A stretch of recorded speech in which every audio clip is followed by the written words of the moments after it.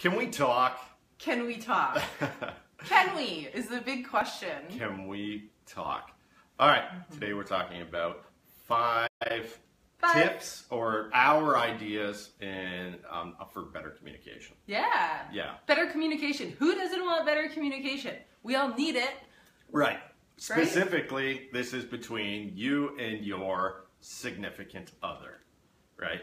These are the things that we have discovered work best for us through doing personal development, listening to other advice, and just historical data in our relationship. Yeah. Right? So number 5. It's number 5. Number 5. Be present. Being present. Yes. Okay. That is key. I think that is one of the big ones. Yeah. Well, actually, all 5 tips are the big ones. But it all starts with these things, right? These things have really come into our lives. And I think they are one of the single most devious devices when it comes to communicating with your spouse, right? Because I don't know how many times, and this is personally us speaking, one of us has been on that thing, right, on our device, and the other asks you a question or wants to talk about something, and you're so engorged in whatever's going on in your phone that you can be kind of a jerk. Or have a slightly different tone, or even not, it's like, what? Right. So I would love to know from you guys, is that something that's happened to you in your relationship when your spouse is speaking to you and you're scrolling or doing something on your phone? How many times does that happen to you guys? Does that cause an argument? Right.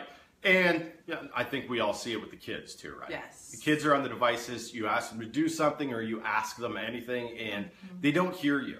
Well, guess what? Us as adults, we're no different. Yeah, no. So if we're on our devices, we are off in la la land, getting that instant gratification and that serotonin boost because we're being entertained quickly. All right. So number 1, be present. Yes. All right. And number 5, be present. That doesn't necessarily mean don't stare at your phone. It also, it means be present. Yes. Be present, right? Be there.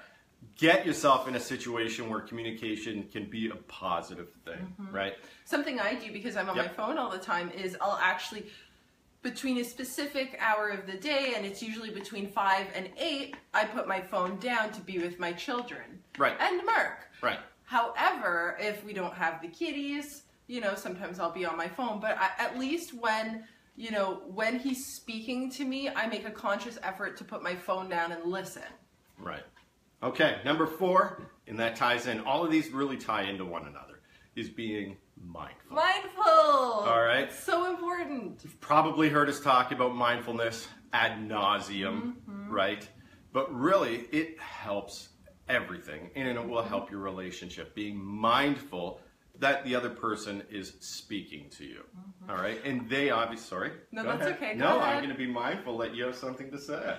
It's about respect. Right. Just like Mark just showed. He saw I wanted to speak, and he stopped to let me speak. It's having respect for that other person.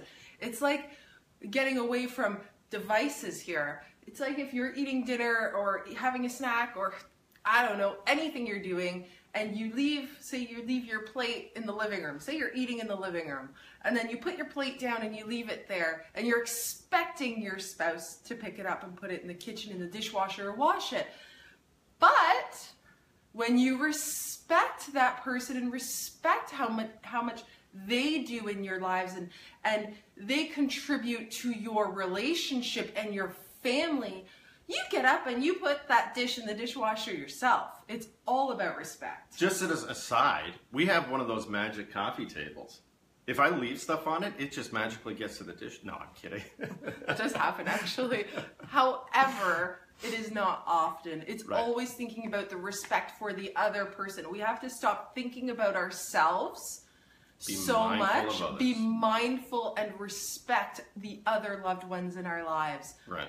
Yeah. Absolutely. And again, we're going to say these all tie in together. Yes. And number 3 is honesty. Honesty is huge. There's actually 2 bits of honesty here. Yes. Number 1, us in our relationship, we are brutally We're so honest. passionately honest. Yeah, with one another, we are brutally honest with our emotions, with our thoughts, how we think of one another, everything.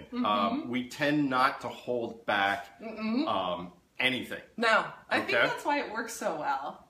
But that's one of the reasons it works out so well. And I just remembered our bonus tip. Okay, so honesty. Okay, number one, be honest with your partner. Be honest about how you feel, Yes. what you think, and more importantly, what are your needs? Yes. What do you need from that person, and what do you need for you personally? You know, if I don't tell Natasha what I need in our relationship, she has no idea, right? She's a woman, so she can kind of figure it out Yes. because she's smarter. Because women are awesome. Right? Men are stupid, ladies. Okay? If you do not tell them, you know, if you drop little hints, if you, you know, kind of tell them things in passing, what you need, or why don't you ever do that, we'll never get it. They do not think like us, You ladies. need to be honest about your needs. Honey, I need you, because of the plate example came up, I need you to pick up your plate after whatever. I need Yeah. you to put this away. I need you to, and I never want to hear this, I need you to help me out around the house. Right? He really helps me out. So I get Because, that. of course, we're a partnership, and they were Yes. very honest about that. Yes. You know, but, you know, be honest of your needs Yes. with one another, because assuming your needs will get you nowhere. Yeah. Right? And sometimes actually, you know, when I'm talking to Mark about my needs and something I'm feeling and needing from him to help me get through something that's going on with me, because, you know, we go through things every day emotionally. I will be very honest, and there's a different tone when it comes to being, you know, brutally honest in a sincere way. Right. To brutally honest in a I'm frustrated, you're doing nothing way. Right. So you need to be very mindful of how you tell your person what's going on, how you're feeling, and what you need. Right. Because when you tell them in a sincere way, I can 99% guarantee Science. they're going to be much more understanding and help you get through it. Now, if you tell them in a frustrated way, as in they are the problem, they're Right. not doing enough, they're not good enough, Not going to happen. right. Yeah. And that's a great point about honesty is honesty isn't about trying to hurt the other person. No. Right? It's not about trying to vent all your anger and allow them to be the brunt of it. Being honest with your spouse is about letting them know your needs Yes. and accepting that they have needs. Number two, Yeah. empathy. Empathy. Right? And Natasha was just getting into that. I Yes. loved it. Thank that you. being empathetic to your partner, to one, their needs, their emotions. Yes. Here's an example, okay? I'll use me for an example. Okay. I come home after work. I've had a bad day. Not a bad day, a rough day, a busy day, an emotionally stressful day. And we sit down, and this is only a hypothetical example, right? We sit down together after a hard day. Natasha's had one too, and she starts unloading about her day. And I sit there and listen, right? And then I feel, okay, it's my turn to unload about my day. And your spouse doesn't want to hear about it, right? Because they've had such a rough day that only they can have those emotions. They have to be empathetic to the fact Yeah. that there is another person in the relationship. There is another person who has the exact same emotions, right? We don't always go through the same things at the same time, but we've all gone through them. Yes. So being empathetic, regardless to the other person's needs, so important. It is. Right. Yeah. And number one, the big one. Love. And guess what? Love is always there Right. when you use all of these tips. Yes. Because you never start to hate the other person, because you're Right. always thinking good things about them and respecting them and loving them and being kind and empathetic and honest. And you're sharing your deepest, darkest secrets and emotions with them, and they feel it and they understand it and they want to be there and help you, and you enjoy life and you love each other, and it's perfect. You remember the beginning of your relationship when it was fun and exciting and the butterflies and ooh, it's so amazing. And even after that, right before you got married, how amazing it was and how much you respected each other and how much you were kind to one another. How much you spoke always to one wanted, another nicely. always wanted to hear what the other person said. You cared about how their day was. You cared about how their life was and how they were feeling. Do you remember that? Use these tips and you will be back there. Right. Okay? All right. I know there's so many relationships that are great, but I also know that a ton of relationships are in turmoil because these tips aren't used. Use them. You're going to get back to where you were and be happier and just be loving and understanding and caring and just live a great life together. Right. Yeah. Bonus tip. Bonus tip. The apology. Yes. Right?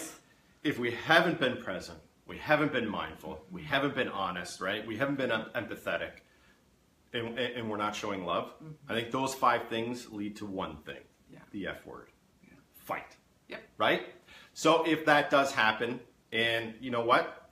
Arguments, raised voices, fights, if you want to call it that, of course, being verbal, they can sometimes lead to a positive because you get all those emotions out. You do finally start communicating. Yes. You finally state your emotions. It's not being present, mindful, or anything like that, but it gets to that point.